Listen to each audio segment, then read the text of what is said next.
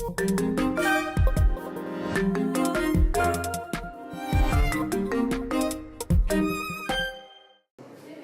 Цаткін вяртаецца ў Віцебск. 4 працы выбітнага мастака і скульптара парыжскай школы з карпаратыўнай калекцыі Белгазпромбанку склалі выставу ў музеі гісторыі Віцебскай народнай мастацкай вучэльні. Когда много объектов, как правило, люди, посетители, мы не можем сфокусироваться на каком-то одном объекте, рассмотреть его до конца.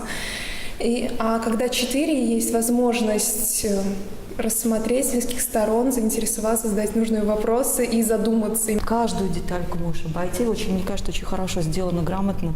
Настолько поставили, что этого можно очень кругом выходить и смотреть. 2 з 4 паказаных працаў Восіпа Цаткіна упершыню прэзентавалі шырокай публіцы. Адна з іх – скульптура «Вяртанне блуднага сына», якую Белгазпромбанк набыў у Нью-Йорку ў 2016-м. Гэты аўтарскі экземпляр сведчыць аб тым, што вось гэта была первая предсерійная адліўка з той формы, якую зрабіў Восіп Цаткін. Карціну «Трое аголеных за сталом» раней прэзентавалі толькі для медыяў у Менску. Цікава, як ён спалучае колеры і як гэтыя фігуры у змешанай тэхнікі спрабуе нам паказаць не нават проста агалённую натуру, а псіхалагічны партрэт людзей, якія маюць некае дачыненне адзін да аднаго. Выстава «Вяртанне Восіп Цаткін» дзее ў межах гістарычна-культуралагічнага праекту, што мае на мэце вяртаць у Беларусь культурныя каштоўнасці. Белгазпромбанк плануе усталяваць у Віцебску скульптуру «Вяртанне блуднага сына». Выстава ж будзе дзеяць у родным горадзе творцы да 20 жніўня. Называют его и копыл, и тясло по-разному. Як уладкаваныя соты, што такое бортнае знамя і як займаліся пчалярствам у старажытнасці. Усё гэта і шмат іншага можна даведацца на першай у Беларусі выставе, прысвечанай традыцыйнаму бортніцтву. Адкрыла яе братэрства босых бортнікаў у філіяле Веткаўскага музею стараабрадніцтва і беларускіх традыцыяў у Гомлі. Ахоплівае выстава пераважна рэгіён усходняга Палесся. Некоторые из ножек колоды, які тут собраны, яны таксама з Гомельского района ці Калинківського района.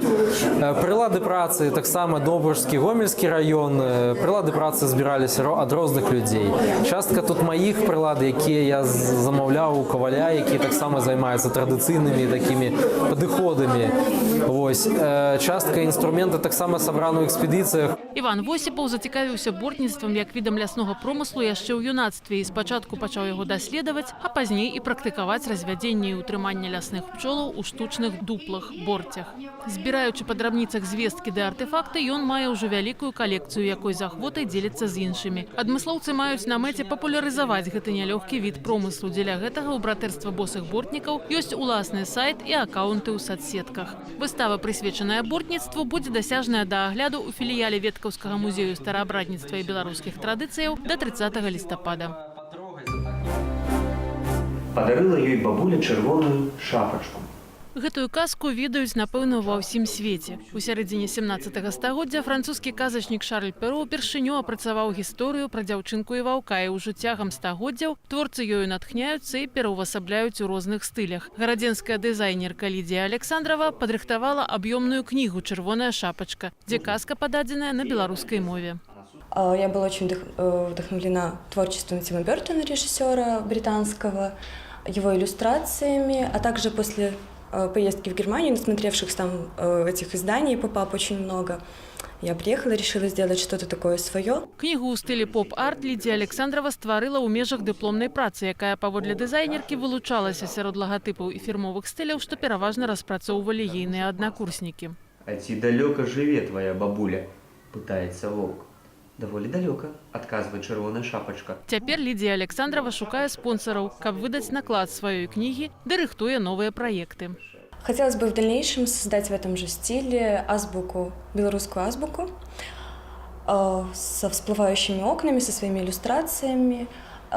Также есть идея создания серии открыток с изображением города Гродно, какие-то памятники или что в графике. И роспись одежды, конечно, хотелось бы заняться росписью одежды. Пакуль жа казку «Чырвоная шапачка» ў стылі поп-арт дызайнерка разам з сябрам, акторам і музыкам Александром Радзько прэзентуюць гарадзенскім дзецям. А пасля распаролі яму «Живот». І адтуль выйшла чырвоная шапачка, З дапамогай касцюмаў і аб'ёмнай кнігі. Ірына Дарафійчук, навіны культуры.